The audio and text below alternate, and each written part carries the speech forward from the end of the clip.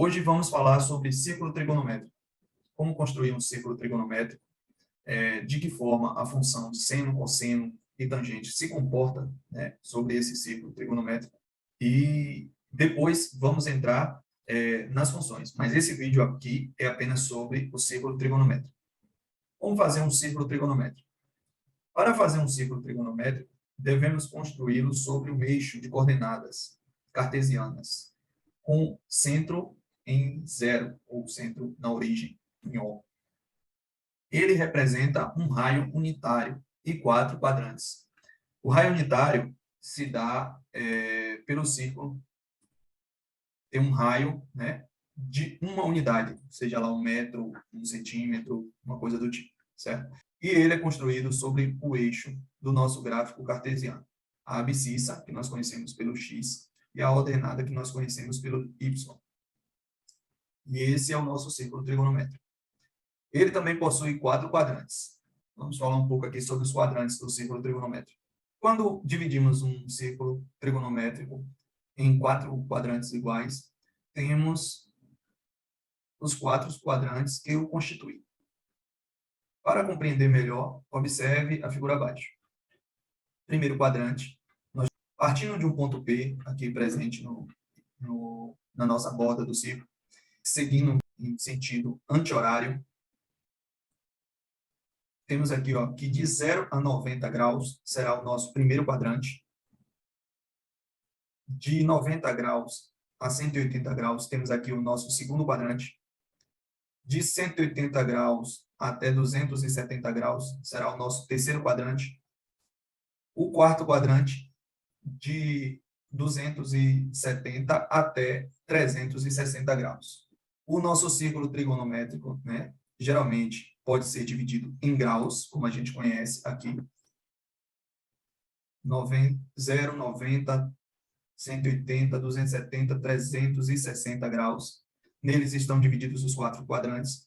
Lembrando que nesse eixo aqui, ó, se o nosso ponto P estivesse exato nesse eixo aqui, ele não se encontra em nenhum quadrante, né? Ele se encontra sempre entre no primeiro, se ele estiver em 0, entre o primeiro e o quarto, se ele estiver em 90 graus, entre o primeiro e o segundo, se ele estiver em 180, entre o segundo e o terceiro, e se ele estiver em 270, entre o terceiro e o quarto quadrante. Vamos ao círculo trigonométrico e seus sinais. De acordo com o quadrante em que está, os valores do seno e cosseno, que é as funções que nós vamos trabalhar no círculo trigonométrico, variam.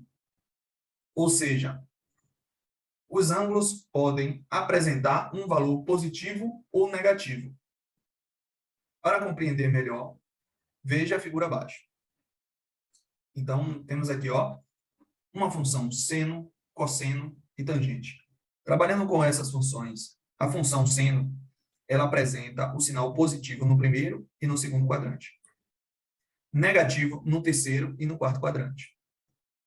A função cosseno, ela possui o sinal positivo no primeiro e no quarto quadrante.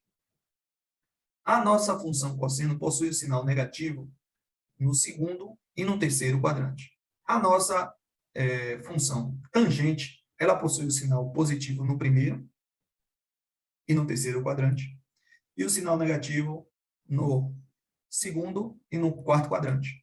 Lembrando aqui, ó, que a função tangente, ela é uma operação, né, um quociente, pode assim dizer, entre a função seno e cosseno. Se dividirmos ou multiplicarmos aqui, ó, os sinais, né, nas operações de seno e cosseno, temos aqui a nossa função tangente. Olha lá, você conhece o seno aqui, opera positivo com positivo. Ele dá positivo aqui, ó, mais com mais, mais. Temos aqui o sinal da função seno no segundo quadrante, e ele é positivo. No cosseno, ele é negativo. Operando mais com menos, dá menos. Temos aqui o terceiro quadrante da nossa função seno, que é negativo. E o nosso terceiro quadrante da função cosseno, que também é negativo. Operando menos com menos, dá mais. Temos aqui, ó, o nosso quadrante da função seno, o nosso quarto quadrante, da função seno, e o nosso quarto quadrante da função cosseno. Menos com mais dá menos. Então, muitas vezes nós só conhecemos a nossa função seno e a nossa função cosseno.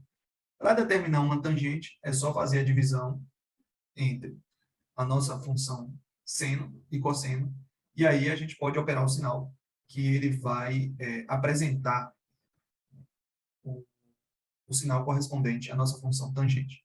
O círculo trigonométrico, também chamado de círculo ou circunferência trigonométrica, é uma apresentação gráfica que auxilia o cálculo das relações trigonométricas. Vamos lá. Nós temos os círculos trigonométricos de raio 1, e aí é como eu falei, nós temos aqui um ponto P, e esse ponto P ele segue em sentido anti-horário até completar a volta de 360 graus. O círculo é unitário, ou seja, ele tem raio 1 da sua origem até a extremidade, em qualquer borda desse círculo, ele tem um raio de 1 unidade, seja lá 1 metro, 1 centímetro, ele tem um raio de 1 unidade. Por isso é chamado de círculo unitário. Quando o nosso ponto P gira em sentido anti-horário, ele está no sentido positivo, ou seja, o nosso ângulo ele sempre cresce. Ele vai de 0, 90 graus, 270, geralmente nessa hora. E também é conhecido como em radianos, que é mais comumente apresentadas nos livros, nas provas.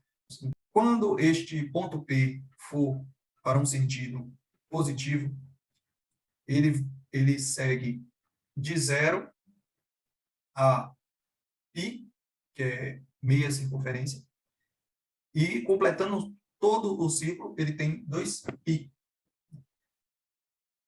que é a nossa representação em radiano, mais comumente apresentada nos livros, né?